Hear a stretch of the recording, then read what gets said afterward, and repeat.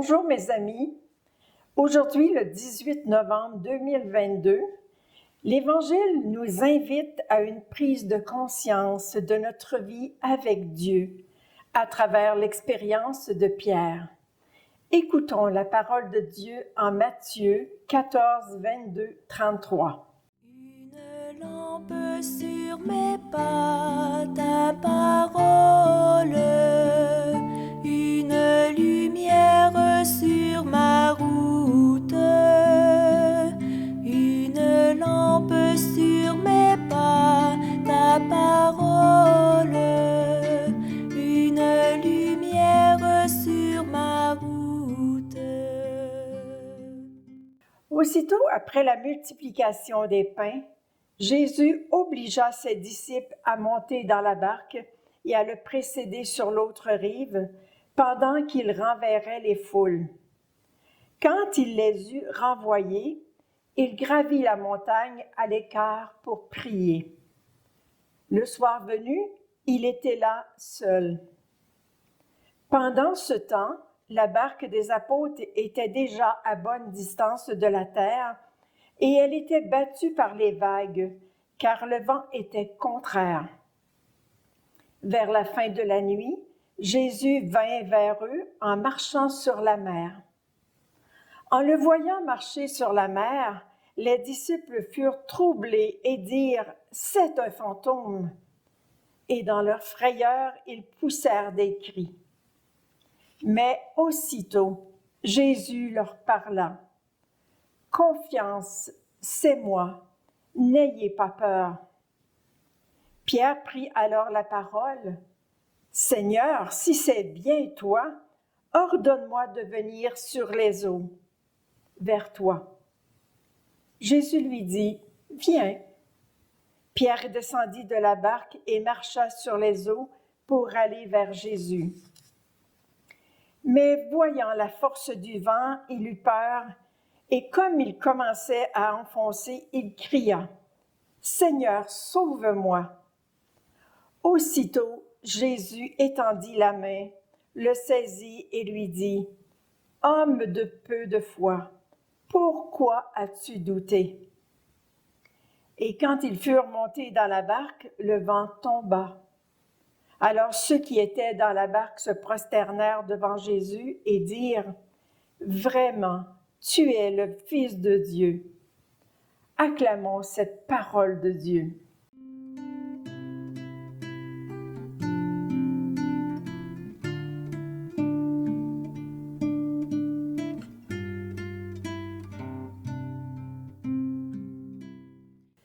À la suite de Jésus, comme chrétien, il n'y a pas que l'activité qui compte.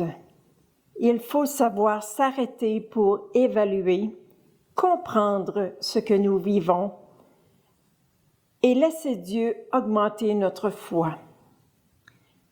Les apôtres venaient de vivre la multiplication des pains et Jésus voulait les amener à un niveau plus intérieur, à une réalité encore plus profonde que le miracle, c'est-à-dire celle de leur foi en la personne de Jésus lui-même. Il faut d'abord noter que sur la mer de Galilée, les tempêtes étaient très fréquentes. Et c'est dans cette expérience au cœur de leurs difficultés que les apôtres vont vérifier à quel niveau se situe leur foi en Jésus. Et n'oublions pas de nous y inclure nous aussi et de nous interroger sur notre propre foi, car notre vie de foi n'est pas étrangère à celle des apôtres. Tous, nous avons des tempêtes à traverser tôt ou tard dans notre vie. Les apôtres dans la tempête ont peur des vagues et en plus du fantôme qu'ils croient voir. Leur peur est tellement grande qu'ils ne reconnaissent même pas leur maître. Jésus sait que la foi des apôtres n'est pas encore solide et qu'ils ne sont pas encore capables de faire les liens entre le miracle des pains qu'ils viennent de vivre et la tempête apaisée. C'est pourquoi Jésus fait les premiers pas vers eux. N'est-ce pas que ça nous ressemble quand nous avons une souffrance, une épreuve, une maladie, une séparation, une forte contrariété? Notre attention est toute centrée sur le bobo et tout ce qu'on a vécu de beau n'existe plus dans notre esprit. C'est alors la tempête et l'urgence de retrouver la paix. Prenons l'exemple du corps humain. Quand il y a une hémorragie ou un accident, les robinets se ferment dans la circulation pour diriger le sang vers la partie en souffrance. Quand la sécurité est rétablie, les robinets s'ouvrent pour irriguer les autres organes et les membres. Mais il arrive qu'on oublie parfois d'ouvrir certains robinets, comme celui de la foi et celui de l'accueil de l'événement, pour retrouver ce qui est beau dans notre vie, au-delà de l'événement douloureux. Dans l'épreuve, c'est souvent difficile de voir Dieu avec nous, surtout si notre foi n'est pas nourrie régulièrement. Comme les apôtres, nous avons le nez trop collé sur notre peur et sur ce qui dérange nos habitudes de vie, nos habitudes de foi, nos routines de prière. Voir Dieu spontanément dans le présent demande un cheminement dans la foi, et cela, ça s'apprend en fréquentant régulièrement le Seigneur. Jésus est toujours là dans l'épreuve pour briser notre peur, comme il l'a fait pour Pierre. Jésus nous dit « Confiance, c'est moi, n'aie pas peur ». Ici, Pierre a su entendre cette invitation de Jésus, mais il a encore besoin de vérifier. « Seigneur, si c'est toi, ordonne-moi de venir vers toi sur les eaux. » Pierre, si je peux dire ainsi, a eu la grâce spirituelle de l'audace humaine et il a osé risquer la confiance en Jésus. D'ailleurs, c'est lui, Pierre, qui a fait la demande à Jésus de venir vers lui. Et Jésus lui a répondu tout de suite en disant « Viens ». Mais du moment où Pierre a mis son attention sur le vent menaçant, au lieu de garder son attention sur la confiance à Jésus, il s'est mis à enfoncer. Et là, pour la première fois, il a crié vers Jésus « Seigneur, sauve-moi ».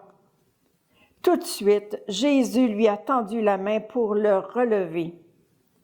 C'est comme ça que Pierre s'est senti saisi et sauvé par le Maître. C'est comme ça aussi que sans cesse, Jésus nous tend la main depuis sa venue parmi nous. L'épreuve restera toujours l'épreuve, mais Jésus nous assure que nous ne sommes jamais seuls, qu'avec lui, nous pouvons tenir bon et aller de l'avant sans peur.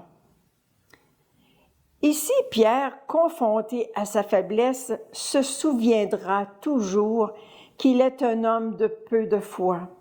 Et c'est ainsi que, soutenu par la prière de l'Église, il pourra reconnaître et remplir son rôle de leader, qui est d'affermir la foi de ses frères. Question pratique pour notre réflexion. Se peut-il que Jésus m'invite à ne pas rester à quai, mais à passer sur l'autre rive, même si prendre le large implique des risques dans ma vie? Se peut-il que Jésus m'invite à revisiter mon cœur pour devenir plus conscient et consciente de ma façon de vivre ma foi? Je vous invite à poser ce regard sur votre vie pour oser le pas nécessaire pour que grandisse notre foi.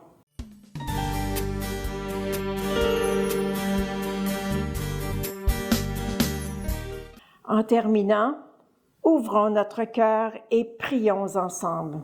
Jésus ressuscité, vainqueur des épreuves et de la mort, aide-nous à voir notre vie comme une bénédiction et non comme une galère. Aide-nous à voir qu'au cœur de l'épreuve, tu es bien vivant et que tu nous accompagnes toujours. Oui, Jésus, tu es toujours là, mais tu sais aussi que trop souvent nous ne savons pas te reconnaître.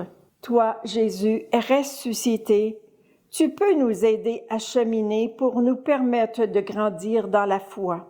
Accorde-nous aussi la grâce d'un cœur ouvert à ta présence. Apprends-nous, par ton Esprit Saint, à te reconnaître rapidement pour vivre dans le vrai bonheur, celui de vivre en ta présence. Oui, Seigneur, accorde-nous toutes ces grâces que nous te demandons en Église, au nom du Père et du Fils et du Saint-Esprit. Amen. Bonne journée et à la prochaine.